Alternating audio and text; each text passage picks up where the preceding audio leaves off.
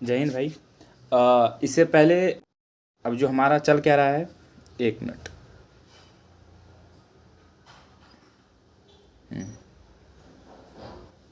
तो हम लोगों ने इससे पहले प्राचीन इतिहास देख रहे थे।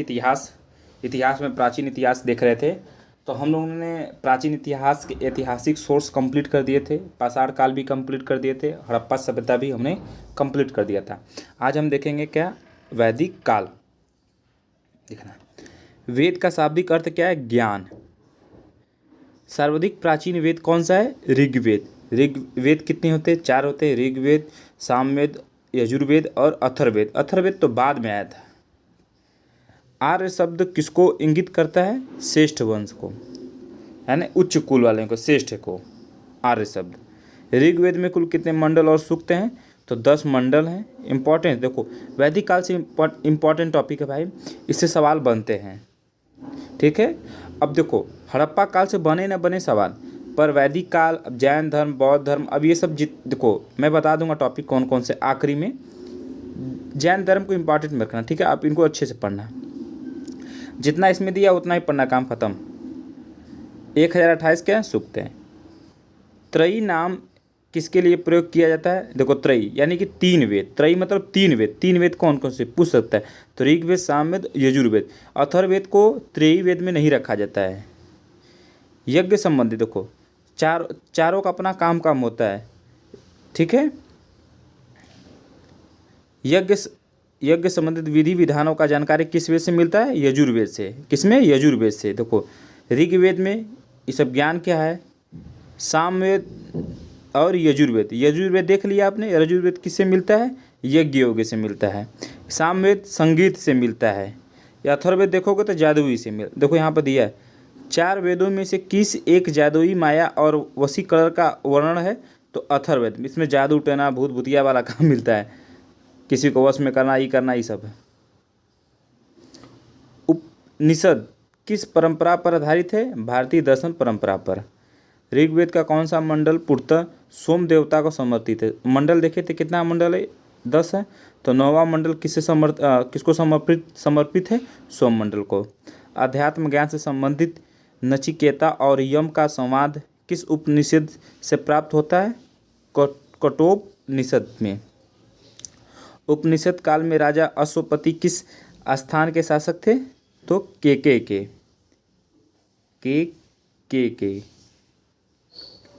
के मोक्ष प्राप्ति के साधन की चर्चा किस वैदिक साहित्य में की गई है, उपनिषद में। वैदिक नदी अस्किनी की पहचान किस नदी के रूप में की जाती है, चिनाब नदी में। चिनाब नदी को प्रारंभिक वैदिक साहित्य में सर्वाधिक बार वर्णित नदी कौन सी है, सिंधु नदी। सिंधु नदी को कई बार इसमें वर्णन किया ना, तो ये काफ़ी प्रचलित नदी थी उसमें, देखेंगे तो वर्णित नदी पूछ देगा कौन सी नदी है, तो सिंधु नदी। अब देखो ये इंपॉर्टेंट है, ये बहुत ज़्यादा इंपॉर्टेंट। वैदिक काल में प्रयुक्त प्रमुख शब्द देखना।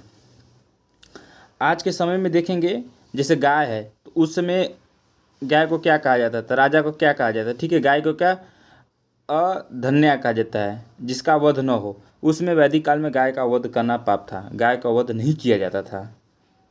राजा का गोप, अतिथि का गोहंता यानी गोधन, धनी व्यक्ति का गोमत, युद्ध का गविष्ठ गेहूं एवं मश, पुत्री का दुहित, अनाज का धान्य, मरुस्थल का धन्व, उपजाऊ भूमि का उर्वरा।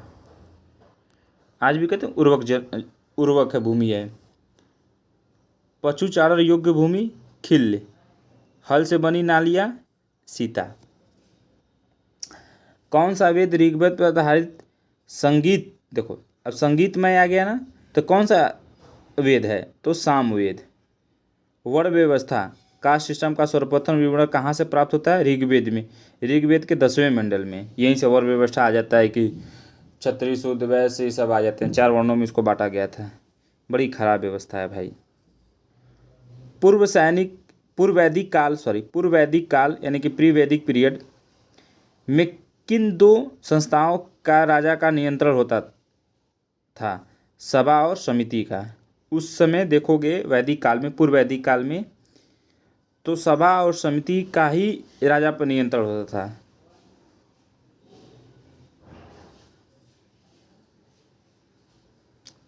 वैदिक देवताओं का पुरोहित किसे माना जाता है? बृहस्पति को। वैदिक काल में निष्क शब्द का प्रयोग एक आभूषण के लिए होता था, किंतु परवर्ती काल में उसका उपयोग किस वस्तु के लिए किया जाने लगा? सिक्के का। यानी कि वैदिक काल में अगर पूछेगा सिक्के कौन सा शब्द में बोले जाते, किस शब्द में बोले जाते, तो निष्क का। और जैसे परवर्ती काल आया ना, तो यही निष्क को हम सिक्के में कहने लगे। पुरुष मेध प्रथा का उल्लेख किस ग्रंथ से मिलता है? शतपथ ब्राह्मण में। ये देखो 4 यहीं पे, ये देखो आ गया, बस पूरा यहीं कंप्लीट हो जाएगा। देखना, ऋग्वेद, यजुर्वेद, सामवेद, अथर्ववेद। ठीक है, ब्राह्मण देख लो, एतेरे, कौशितकी। यजुर्वेद का देखो शतपथ, सामवेद का पंचवीस, अथर्ववेद का देखोगे तो ब्राह्मण का गोपथ। ऋग्वेद में कितने सूक्त हैं? 1028 ना, यजुर्वेद में नहीं। सामवेद में देखोगे तो 1810, अथर्ववेद में देखोगे 6000। उपनिषद, इनको पढ़ने वाली एक पुस्तक होती थी, उपनिषद उसे बोलते थे हम। ऐत्रेय, यजुर्वेद का देखोगे, आप इसको पुश करके वीडियो को रोक करके आप इसे अच्छे से पढ़ लीजिएगा। ठीक है, बहुत सारा है। ऐत्रेय देखो इंपॉर्टेंट, ऐत्रेय हमेशा आता रहता है। और क्या आता है? श्वेताश्वर, कठी, मैत्राणी, वृद्धनारायण, ईश्वर। सामवेद का देखो केक, अथर्ववेद का देखो प्रश्न मुंडक, अरड़। ये देखो इंपॉर्टेंट नहीं है, इसका हम बता। हाँ, उपवेद, इसका ये देख लेना, उपवेद पढ़ लेना। और उपनिषद देखो ये पढ़ लेना, सूक्त पढ़ लेना। उपनिषद देख लो ना, ऋग्वेद का आयुर्वेद, यजुर्वेद का धनुर्वेद, जिसका प्रवर्तक कौन थे? प्रजापति थे। ठीक है, और धनुर्वेद का विश्वामित्र थे। गंधर्ववेद किसे? सामवेद से। इसका कौन थे प्रवर्तक? यानी कि सुनाने कहने वाले। ठीक है, कौन थे? तो नारद थे। शिल्पवेद का विश्वकर्मा थे। ये देखना, आप वेद देख लेना। ठीक है, ये 4 वेद हो गए। आप यहीं पर सूक्त ये देख लेना, ये इंपॉर्टेंट। इसके बाद आ जाना इस पर उपवेद। उपवेद का प्रवर्तक जरूर देख लेना। तो यजुर्वेद का प्रवर्तक कौन पूछ सकता है? तो प्रजापति। धनुर्वेद का विश्वामित्र, गंधर्ववेद का नारद, शिल्पवेद का विश्वकर्मा जी।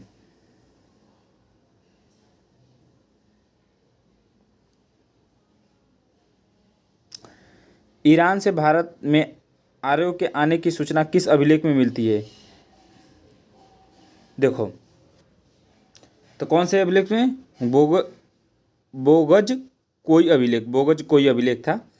देखो, जो हमारे आर्य लोग आए थे बात, वो हमारे मूल आर्य थोड़े थे, वो मध्य एशिया से आए थे। मध्य एशिया यानी कि ईरान से वो लोग हमारे भारत में आए थे। उत्तर वैदिक काल में किस क्षेत्र को आर्य संस्कृति की धुरी समझा जाता था? अंग और मगध को। देखो, ये हमारा भारत था, तो ये इधर से आए थे सब मध्य एशिया से आर्य लोग, तो यहीं अपना पूरा पजौड़ा समझे थे। ये हमारे मूल निवासी भारत के देखोगे तो दक्षिणी थे, तो इनको ये लोग श्रेष्ठ नहीं मानते थे। ये अपने आप को इतना श्रेष्ठ मानने लगे थे क्योंकि इनके पास संस्कृत का नॉलेज था, इसलिए ये करने लगे थे। गोत्र शब्द का प्रयोग सर्वप्रथम किस काल में हुआ था? तो ऋग्वैदिक काल में। ऋग्वेद संहिता में 2 से 7वें मंडल तक सर्वाधिक प्राचीन माने जाते हैं। इसे गोत्र मंडल के नाम से भी जाना जाता है।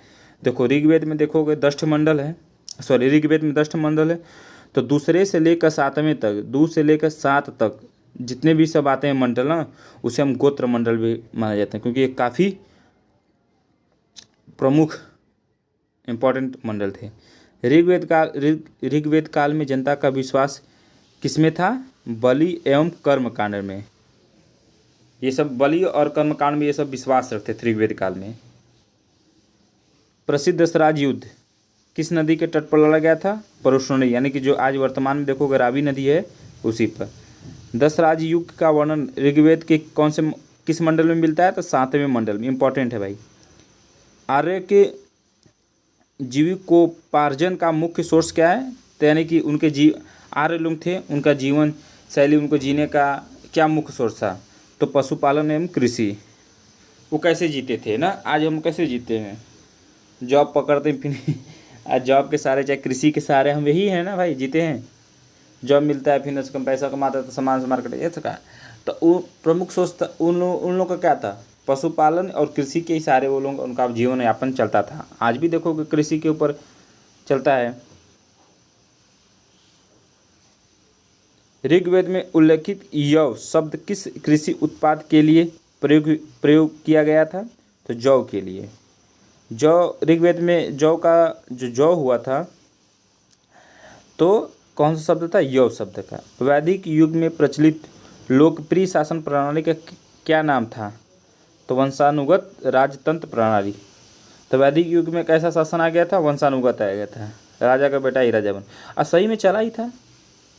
अब कोई भी जैन, अब इसको मौर्य वंश पढ़ोगे तो वहाँ पर देखोगे चंद्रगुप्त मौर्य, उनका बेटा अशोका इसे ही बना था। कोई आके ठोक देता था तो फिर इसके बाद वो बन जाते थे, पर वंशानुगत चलता था, उनका ही बेटा बनता था। गायत्री मंत्र का उल्लेख किस ग्रंथ में मिलता है? तो ऋग्वेद के 3रे मंडल में।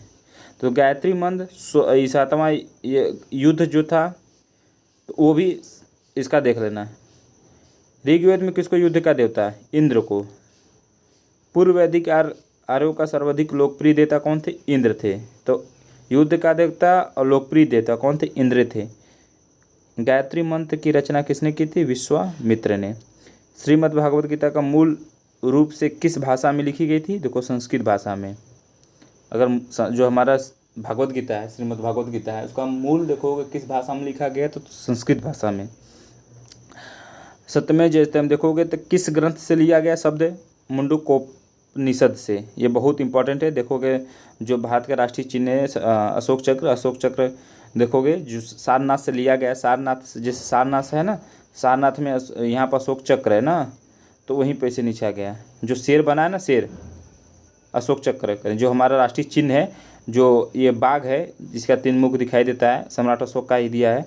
तो यहीं पे देखोगे तो लिखा है ये सब, सत्यमेव जयते।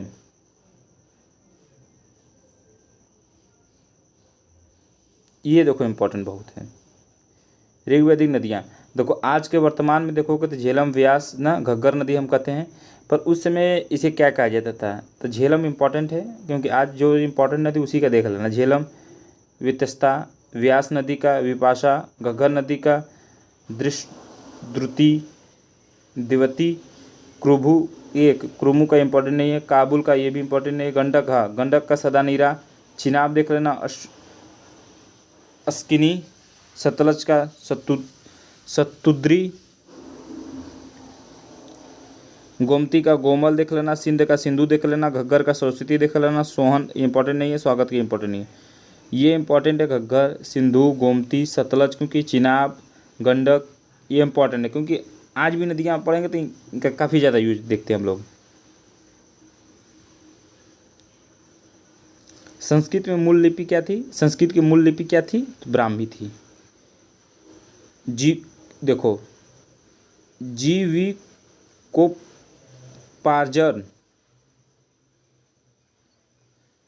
जीविकोपार्जन हेतु वेद वेदांग पढ़ाने वाले अध्यापक क्या कहलाते थे? तो उपाध्याय। राजा की उत्पत्ति का सिद्धांत किस ब्राह्मण ग्रंथ से मिलता है? तो ऐतरेय ब्राह्मण ग्रंथ में। शूल सूत्र किस विषय से संबंधित पुस्तक है? ज्यामिति से।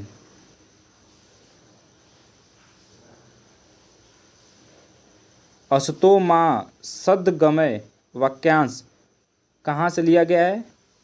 बृहद्नारायण उपनिषद से। चरक संहिता नामक पुस्तक किस विषय से संबंधित है? चिकित्सा से। ज्ञान वल्लभ गार्गी संवाद का उल्लेख कहाँ से मिलता है? भाई देख लेना, पढ़ लेना, बृहद्नारायणोपनिषद। तरीके संस्कृत सही में बड़ा कठिन है, हवा नहीं लगता है।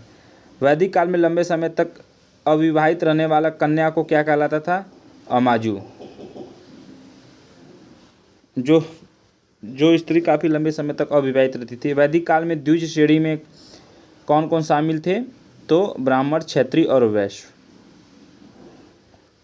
सरस्वती, ऋग्वेद में सरस्वती नदी को सर्वाधिक पवित्र बताया गया है और इसे नंदी तमा व नदियों की माता की संज्ञा की थी। कौन सी नदी को? सरस्वती नदी को। ये सर्वाधिक पवित्र नदी थी और इसे नदियों की माता भी कहा गया था। किस काल में कहा गया था? ऋग्वेदिक में कहा था, ऋग्वेद में।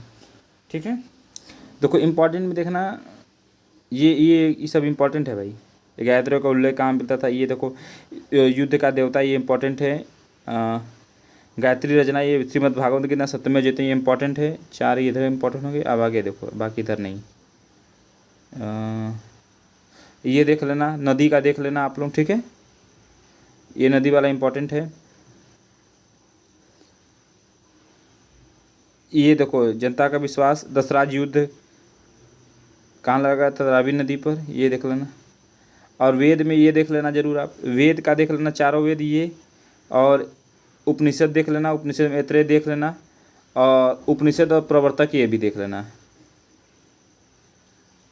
उपवेद देख लेना। और यहाँ पर ये देख लेना, सिक्के वाला देख लेना। सभा व्यवस्था, वर्ण व्यवस्था देख लेना, ये देख लेना। ऋग्वेद का आधारित संगीत में संगीत का किस्सा था, सामवेद का था। युद्ध का, इस सब का यजुर्वेद, युद्ध करें यज्ञ का। ठीक है, आप गाय का देख लेना, गाय को प्राचीन नाम क्या कहते थे? राजा को देख लेना, राजा का आता है। युद्ध का देख लेना, उपजाऊ भूमि का देख लेना, अनाज का देख लेना। ठीक है, हाँ। जादुई अथर्ववेद में मैंने बताया था, जादुई का। इसमें यजुर्वेद में क्या बताया था? इसमें यज्ञ का। ठीक है, और क्या बचा? सामवेद में संगीत का लेकर, इसमें वेद का था। ठीक है, त्रिवेदी के 3 वेद किसे कैसे कहते हैं? तो ऋग्वेद, सामवेद और यजुर्वेद। तो ऋग्वेद में कुल कितने मंडल थे? 10 मंडल और 128 सूक्त। ठीक है, आर्यों का शब्द अंकित करता श्रेष्ठ वंश से। प्राचीन वेद पूछेगा तो ऋग्वेद।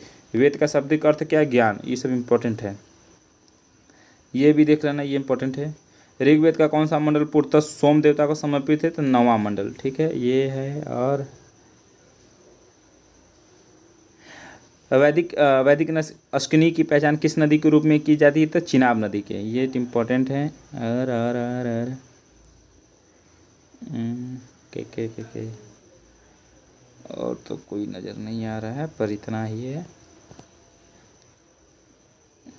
बस। ये जो देख लेना। गोत्र शब्द का प्रयोग सर्वप्रथम किस काल में हुआ था? तो ऋग्वेद काल में। हाँ, ये देख लेना, ऋग्वेद में दूसरे से 7वें मंडल तो क्या गोत्र मंडल कहते हैं। दशराज युद्ध का किस नदी पर लड़ा गया था? परशुराम। इसका उल्लेख कौन सा मिलता है? 7वें मंडल में। देखो यहाँ पर लिखा है 7वें मंडल में। ठीक है, और बस यही देख रहे हैं। ठीक है, अगले वाले में देख लेंगे हम लोग जैन धर्म का, फिर देखेंगे बौद्ध धर्म का। Thank you.